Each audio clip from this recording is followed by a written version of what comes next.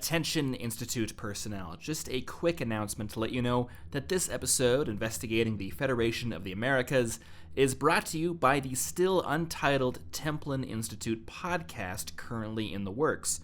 As a kind of companion piece to this investigation, we've released a very rough pilot for the Templin Institute podcast over on the Templin archives. You'll find a link in the description. As to what the podcast is actually about, well, you might remember that a few years ago now, we released an episode on the settlement defense front from Call of Duty Infinite Warfare, and then a couple days later, I followed up with that with my own personal thoughts on why the faction worked or didn't work, and this podcast is the same idea.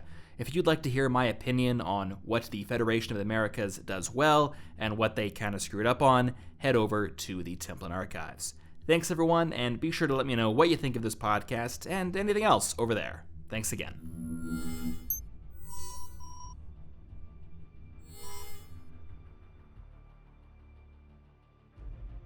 Throughout the early decades of the 21st century, the return of the multipolar world seemed inevitable.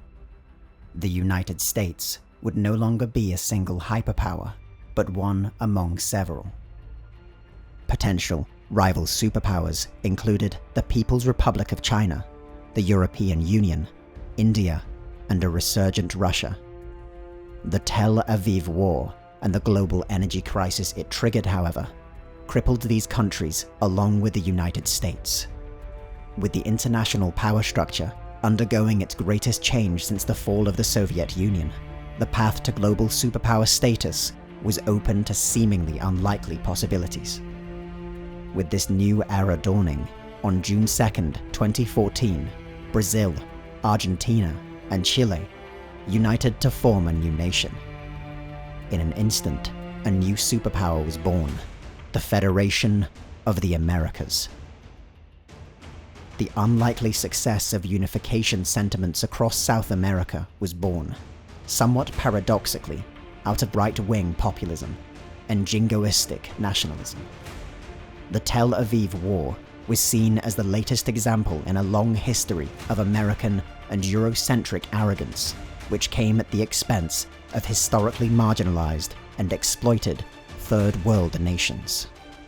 The Federation was the natural expansion of this sentiment, a purposeful attempt to create a new counterweight in global affairs. Echoing the Pan-American rhetoric of Simón Bolívar, the Federation pursued a foreign policy of aggressive expansion. Through both skillful diplomacy, the threat and use of economic and military force, and the simple idealistic belief in a united South America, the Federation eventually came to encompass the entire continent. The legitimacy of this consolidation varied from nation to nation. While every former nation within the Federation is granted the status of member state, many are seen internationally as occupied territories. The prominence of authoritarian governments and policies across its founding nations continued into the Federation itself. It is a totalitarian dictatorship with many fascist aspects, including the forced suppression of political opposition and ultra-nationalist rhetoric based on the idea of national rebirth. The social indoctrination of its citizens is widespread, achieved through state education, propaganda, and media. This propaganda harnesses the diverse, vibrant culture of Latin America, injecting them with a sense of supremacism, exceptionalism, and victim mentality. The amity between South American cultures is a constant of state media, with even the positive relations with native tribes particularly prized by the government. This sense of moral superiority is in turn directed against the United States, Europe, and Asia, characterized as the traditional parasites of freedom and economic prosperity, both within the Federation and across the world. While this is undoubtedly exaggerated for political purposes, the decline of the United States and the traditional great powers was of enormous benefit to the Federation's economy. The global energy crisis transformed Venezuela from an impoverished, failed state to energy superpower virtually overnight. Brazil, meanwhile, as the largest economy within South America, was well placed to invest in its neighbors and capitalize on shifting global trends. With the establishment of a single global economy and the expansion of the Federation, the nation's economic potential skyrocketed. By 2027, the Federation of the Americas had emerged from years of rapid growth to become the largest economy on the planet. Much of this new wealth was directed towards military spending. The Federation Army, Navy, and Air Force, the three primary branches of the nation, had imported much of their hardware from overseas.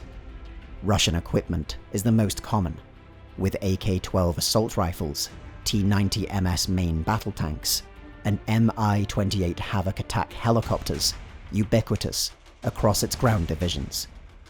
These have been both imported directly and produced locally under license. The Air Force likewise operates MiG-29 fighter aircraft. However, Western equipment is also found across its branches, with F-15 fighter aircraft and Arleigh Burke-class destroyers in its air and naval forces.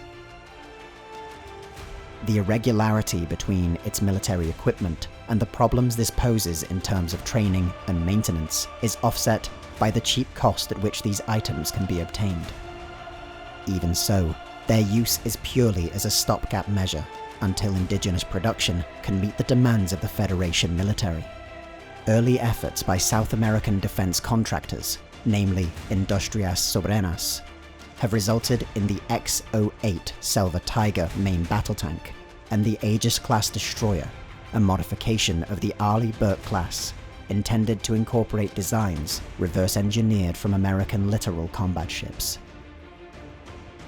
The sophistication and potential of South American military forces moved from theory to practice with the outbreak of war between the Federation and the United States. This open conflict materialized out of years of growing tensions between the two powers, which reached their breaking point in the attempted invasion of Caracas by the United States in 2015. While the invasion ended in a tentative armistice, it energized the Federation's population with anti-American sentiments. In 2017, the truce was broken when the United States' own Orbital Defense Initiative was hijacked by Federation agents. A series of kinetic weapons were launched at American cities, turning parts of Southern California, Texas, New Mexico, Arizona, Nevada, Louisiana, and Florida into a devastated no-man's land. This preemptive strike resulted in the deaths of 27 million Americans and was quickly followed by an enormous land invasion through Mexico. The initial surprise and success of this attack was eventually frustrated by American counterattacks, turning what was to be a swift campaign into a stalemate, but one fought on American soil. Incursions into Federation territory, most notably by an unknown amalgamation of American Special Forces units, successfully prevented the salvaged remains of Odin from being restored. But the stalemate remains. The Federation has been denied its critical strike, and the United States granted the time it needs to rebuild and rearm. But above all, the Federation has displayed the uncanny ability to mobilize its population around seemingly impossible goals and turn the weapons of their enemies against them.